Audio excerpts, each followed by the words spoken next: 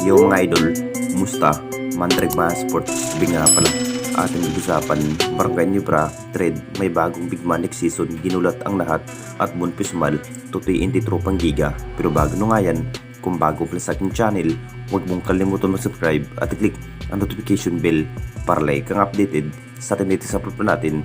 So pagsisimulan na nga rin ang magbago ng lineup ng Barangay Nibra matapos natalo sa kamay ng TNT Tropang Liga, naging impact na nga rin ng ating Barangay Nibra kung bakit ganito ang nangyari ng Barangay Nibra kahit bigo pa rin sa pagkuha ang hinangat. Maganda naman ang kanilang ipinakitang laban sa finals kontra TNT Tropang Liga.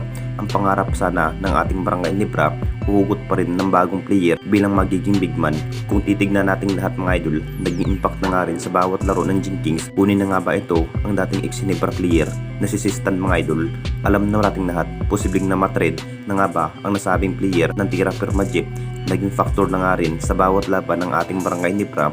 Nung sa koponan ng Barangay Nibra pa lamang ito si Sistan, marami pa rin ang nasasabi mga idol kung bakit na-trade nga si Sistan. Malaking bagay pa naman ito pagdating sa Bindidria. Nag-average lamang ito si Sistan na may 30 points ang kanyang magiging bawat laro kung mabibigyan ng mahabang playing time. Ito na rin sa isa sa pinakamakakatandim ng ating best import na si Justin Brownlee na si Sistan.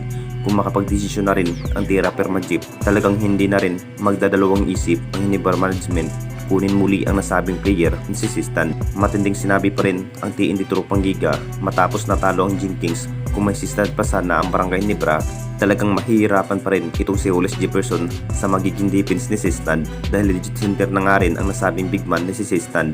At dito na naman tayo sa isa pa nating balita, bunpismal to TNT Tropang Giga.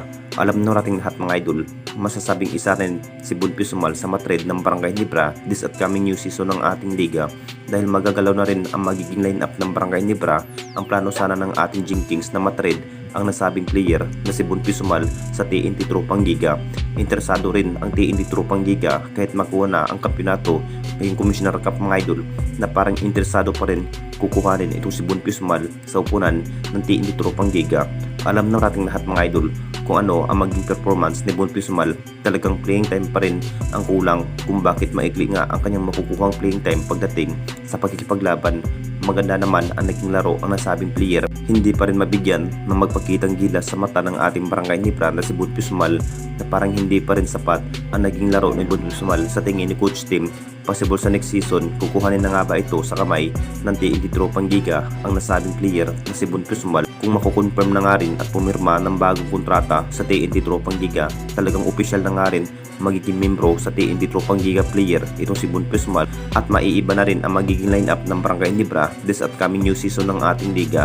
Anong masasabi ninyo mga idol tungkol sa ating video?